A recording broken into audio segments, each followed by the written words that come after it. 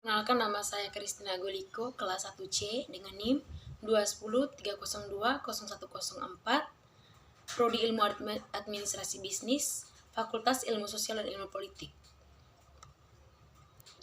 Saya akan mereview buku Sosiologi tentang Introduction to Sociology Theory. Bab 1 tentang Karl Marx. Karl Marx lahir di Jerman di Prusia tahun 1818. Beliau menjadi keluarga kelas menengah dan menyelesaikan beberapa tahun pendidikan universitas mempelajari hukum, sejarah, bahasa, dan filsafat.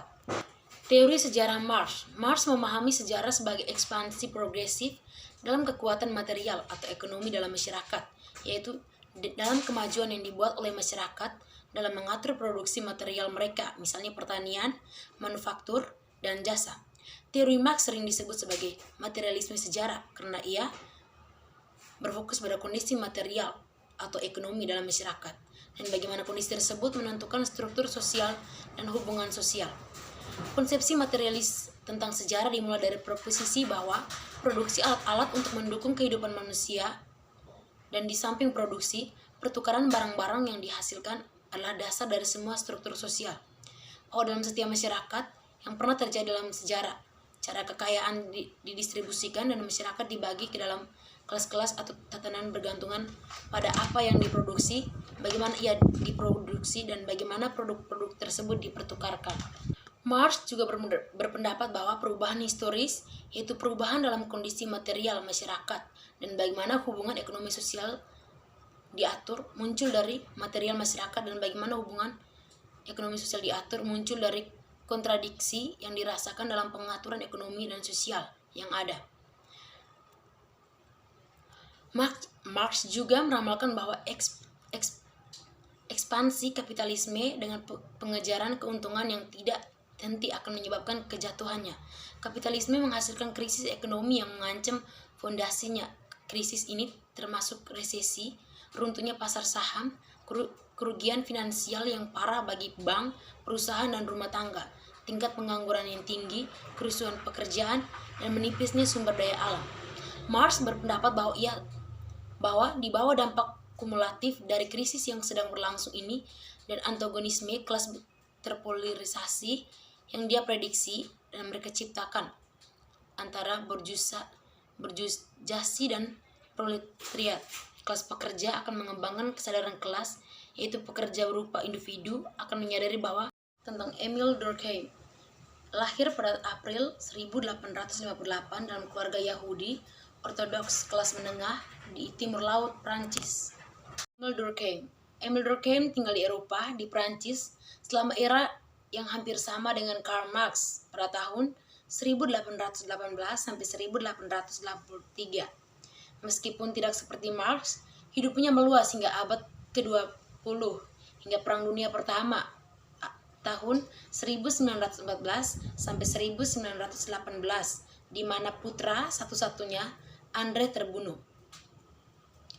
Hidup melalui masa pergolakan sosial, ekonomi, dan politik tidak mengherankan seperti Marx. Durkheim berfokus pada perubahan sosial dan masyarakat industri, tetapi tidak seperti Marx yang berfokus pada kontradiksi struktural dalam kapitalisme, misalnya ketidaksetaraan kelas.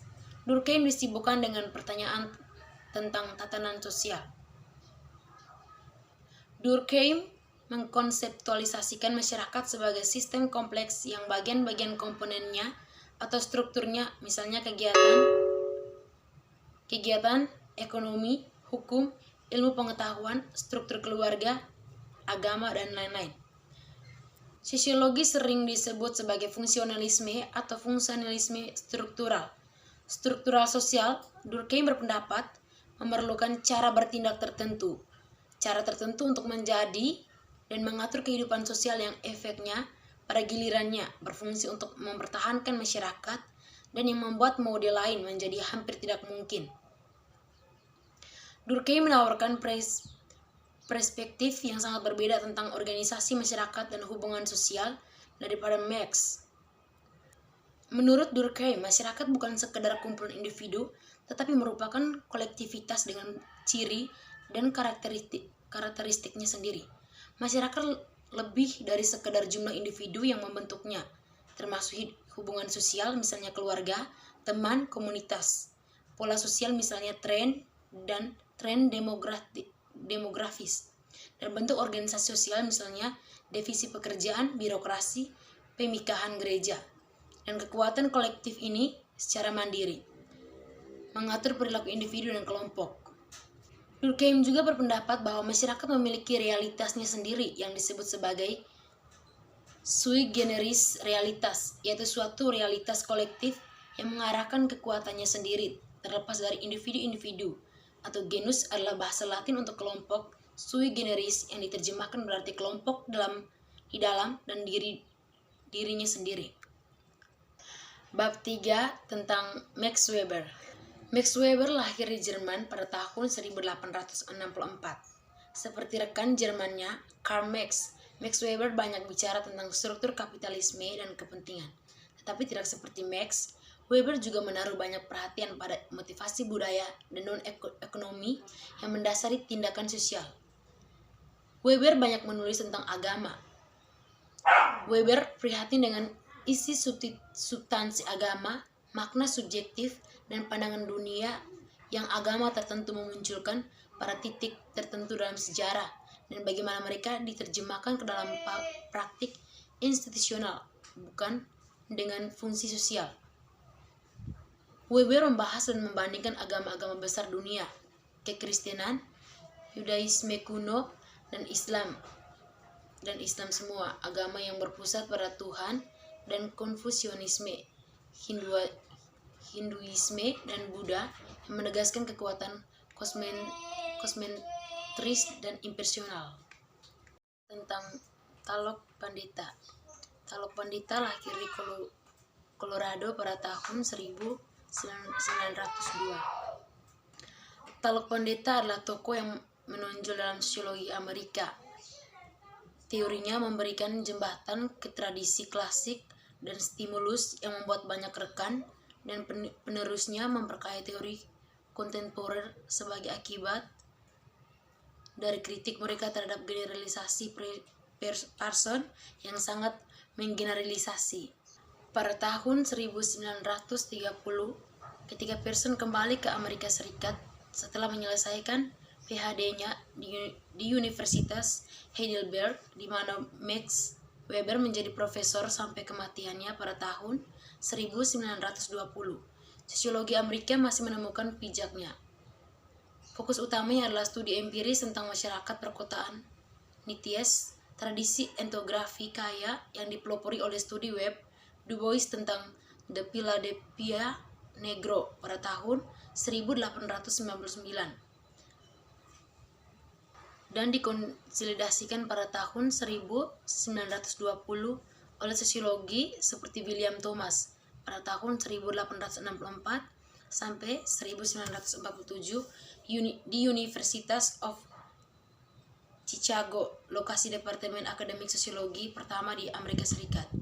Sekolah Sosiologi Chicago yang sangat dihormati pada tahun 1915 sampai 1935 berfokus pada organisasi spasial dan sosial dari komunitas perkotaan tertentu. Secara sosiologi, studi mikro mencerminkan dan memberi makan ke dalam keengganan di antara sosiologi untuk membahas masyarakat Amerika secara keseluruhan sebagai unit makro dan untuk mengkritis teknologi, budaya, dan politik. Yang pertama, teori kritis berpendapat bahwa pemikiran kritis ditekan dalam masyarakat oleh media massa dan institusi lain, misalnya perusahaan, pendidikan, politik, yang malah memperluas rasionalitas instrumental atau strategis yang mengendalikan ke semua dominan masyarakat. Teknologi dan sosial terlepas dari masyarakat yang sangat berbeda, pada internet di mana Horkheimer dan Adorno menulis analisis mereka tentang teknologi dan budaya sangat dapat diterapkan saat ini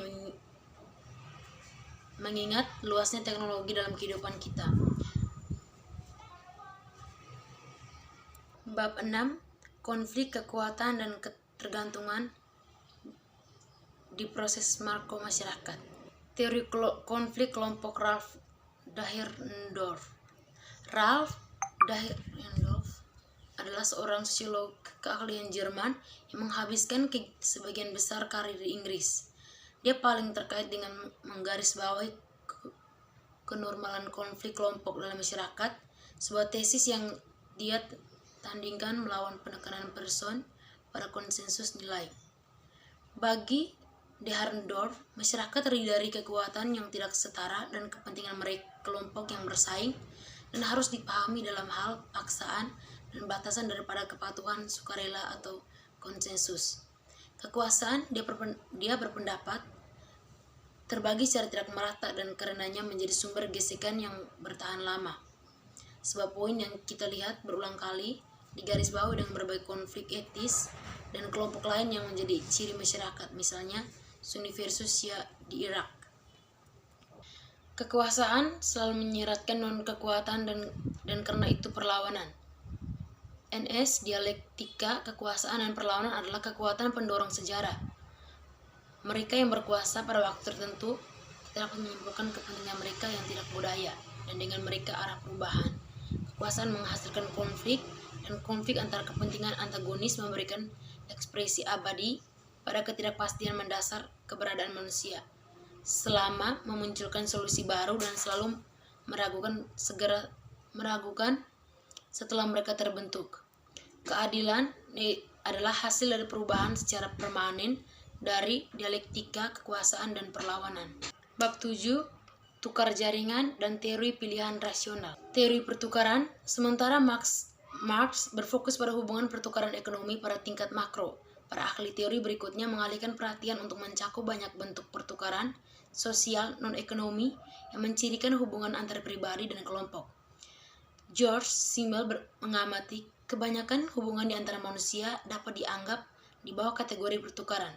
Pertukaran adalah bentuk paling murni dan paling terkonsentrasi dari semua interaksi manusia di mana kepentingan dipertaruhkan.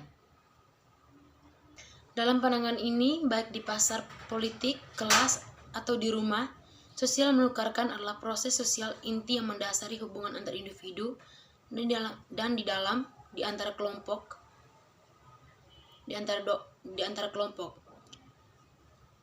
Dua syarat harus dipenuhi agar perilaku mengarah pada pertukaran sosial, yang harus berorientasi pada tujuan-tujuan yang hanya dapat dicapai melalui interaksi dengan orang lain, dan ia harus berusaha menyesuaikan cara-cara untuk memajukan pencapaian tujuan-tujuan. Bab 8. Interaksionisme simbolik. Pengembangan diri melalui interaksi sosial. Mead berpendapat bahwa diri itu aktif, itu selalu secara refleks memproses apa yang terjadi. Kita terlibat jika dalam percakapan internal yang berkelanjutan dengan diri sendiri, menggunakan diri untuk memantau dan mengevaluasi diri. Mead berpendapat bahwa semua tanggapan berasal dari interpretasi kognitif. 9. Fenomenologi dan etnometodologi. Fenomenologi, pentingnya realitas sehari-hari dan pengalaman sehari-hari dalam bagaimana individu membangun pengetahuan tentang dunia sosial mereka dan implikasi praktis dari pengetahuan dalam menginformasikan rasa keteraturan yang kita terapkan pada cara kerja dunia adalah fokus diuntain dalam teori sosiologi yang disebut fenomenologi. Berbeda dengan fokus pada struktur sosial makro dan proses sosial skala besar, misalnya ketidaksetaraan yang menjadi ciri banyak ahli teori sosiologi, misalnya Marx, Durkheim, Weber, ahli teori kritis, Persson. Fenomenologi menganalisis dunia kehidupan sehari-hari. Fenomenologi memperhatikan bagaimana individu mengenali dan memahami pengalaman yang mencirikan realitas sehari-hari mereka.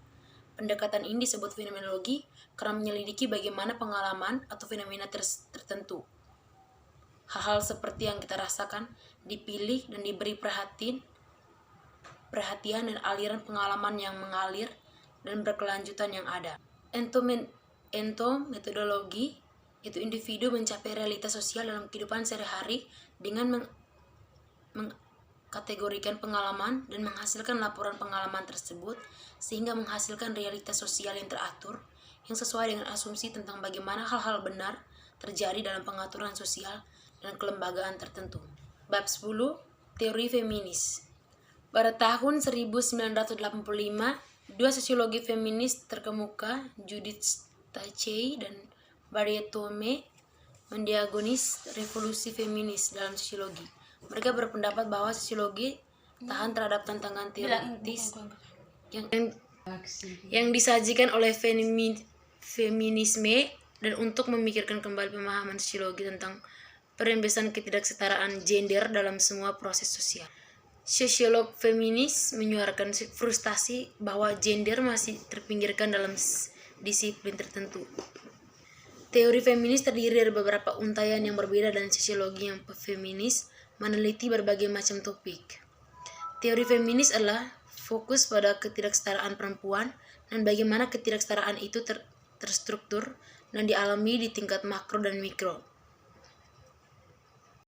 Michael Foucault, teori seksualitas, tubuh dan kekuatan. Tubuh dan seksualitas. Tubuh telah menjadi objek pengawasan dari regulasi institusional yang ditargetkan terutama sejak abad ke-16. Transformasi hasrat dan perilaku seksual dalam wacana pertama kali dilakukan oleh pengakuan Katolik dan kemudian diperluas oleh negara, misalnya sensus, untuk tujuan administrasi dan ekonomi. Michael Foucault menyelaraskan sosiologi dengan banyak cara di mana tubuh dikendalikan secara institusional dalam masyarakat modern. Sebuah tema yang sangat berpengaruh dalam memajukan pemahaman ilmiah dan publik tentang homoseksualitas. Di antara sosiologi yang tertarik pada politik seksual, Stephen Seddam telah memainkan peran utama dalam membawa teori queer menjadi perhatian para sosiolog, dan pada saat yang sama telah mencoba menginginkan para ahli teori queer yang sebagian besar bukan ilmu sosial tentang pentingnya mengenali signifikasi struktur lembaga sosial dalam membentuk pengetahuan dan pengalaman individu atau kelompok. Bab 12. Rasisme dan pembangunan kebenaran rasial. Kebenaran rasial. William Du Bois, seorang sosiologi kulit hitam, lulusan Harvard, penulis dan aktivitas politik, secara luas diakui sebagai inspirator utama, filsuf, dan bapak gerakan protes negro, dan di antara perintis paling berpengaruh dalam sosiologi kulit hitam. Masalah abad ke-20 adalah masalah garis warna, hubungan ras pria yang lebih gelap dengan ras yang lebih terang di Asia dan Afrika, di Amerika dan pulau-pulau di laut. Pernyataan tentang negro perbudakan adalah penyebab sebenarnya dari konflik Perang Saudara Amerika Serikat. Tidak lama setelah tentara utara menyentuh tanah selatan daripada pernyataan lama yang baru muncul dari bumi. Perbedaan ras dan khususnya perbedaan ekonomi, sosial, dan budaya yang telah lama tertanam secara historis antara kulit hitam dan kulit putih secara terus menjadi masalah dalam masyarakat kontemporer. Perbedaan di Amerika Serikat, di sebuah negara di mana perbudakan melambangkan perpecahan inti dalam hubungan hitam putih, dan di Inggris di mana kolonialisme melambangkan keberbedaan semua orang yang dijajah oleh kerajaan Inggris. Perpecahan hitam putih bukanlah satu-satunya pembagian rasial yang ada baik secara historis maupun saat ini. Bab 13. Reproduksi sosial dari ketimpangan, teori Pierre Bourdieu, kelas dan budaya. Pierre adalah sosiologi Prancis paling berpengaruh dan orisinal sejak Durkheim, sekaligus orang ahli teori terkemuka dan peneliti empiris dengan minat dan gaya khas yang luar biasa. Bourdieu menekankan sifat sosial secara menyeluruh dari kehidupan sosial dan bagaimana tatanan sosial tertentu dipertahankan. Bourdieu berpendapat bahwa kita harus memikirkan masyarakat sebagai yang terorganisir secara hierarkis atau bertingkat sebagai ruang tiga dimensi yang dicirikan oleh berbagai jenis modal atau kekuasaan bukan hanya modal ekonomi. Ruang yang 3 dimensi fundamentalnya ditentukan oleh volume kapital, komposisi kapital, dan perubahan dalam dua properti dari waktu ke waktu.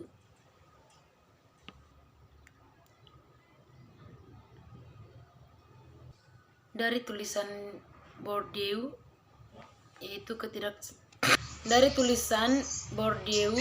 ketidaksetaraan sosial pada stratifikasi di sekolah, seni, pakaian, dan makanan. Bourdieu membahas pilihan strategis yang dibuat oleh individu dan fakta. Misalnya, ada efisiensi ekonomi dalam selera kelas pekerja, dan tidak menganggap pilihan individu dimotivasi oleh kepentingan pribadi individu yang sama. Bagi Bourdieu, pilihan individu selalu terletak dalam habitus budaya yang dikondisikan oleh kelas dan dengan demikian disusun oleh konteks sosial, ekonomi, dan budaya tertentu. Bab 14, ekonomi dan globalisasi politik. Globalisasi adalah perpindahan dari isolasi nasional dan proteksionisme ekonomi dan budaya menuju keterbukaan dan keterlibatan transnasional. Sekian dan terima kasih.